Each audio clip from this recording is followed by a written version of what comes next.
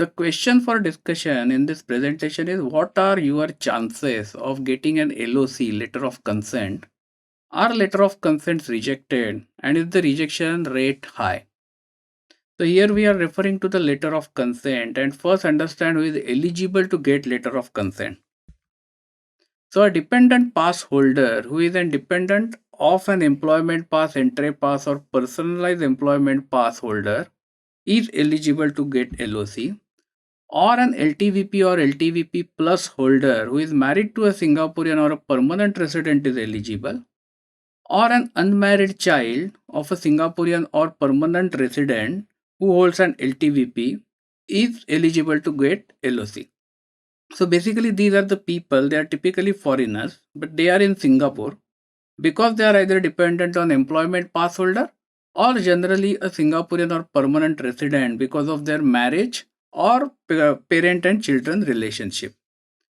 So if they wish to work in Singapore, they don't have to really apply for employment pass, which is a difficult route. Since they are already in Singapore and they might be qualified, there is a simpler route available for them, and that is of applying for LOC, letter of consent. So this is what we are discussing, and a question I quite often get, especially from the dependent pass holders who are intending to apply for some work, is what is the success rate of getting LOC. So the first thing is, I have not seen an LOC application getting rejected in so many years. So every LOC that we have applied got approved. There are no minimum salary requirements also for LOC. So whatever you agree with the employing company is acceptable. And there are no specific educational requirements for LOC. So in general, letter of consent doesn't get rejected. Now the only two reasons why it may get rejected, which I can think of, though I have not seen this happening, is if there are any suspicious circumstances around the candidate. For example, the candidate might be under investigation for submitting false record for getting the dependent pass itself, like false marriage certificate. Or there are authorities sometimes conducting sham marriage investigations where some people try to marry Singapore citizens in order to get permanent residency and then citizenship eventually.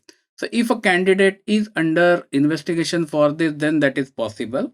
And the second possibility is that if the company, employing company, is also under investigation for misuse of LOC. So they might have recruited people under LOC and they might have some complex arrangement with them not to pay anything, or they might have tried to get money from the candidate for providing this opportunity or something like that. So these are the only two circumstances where I think LOC might get rejected.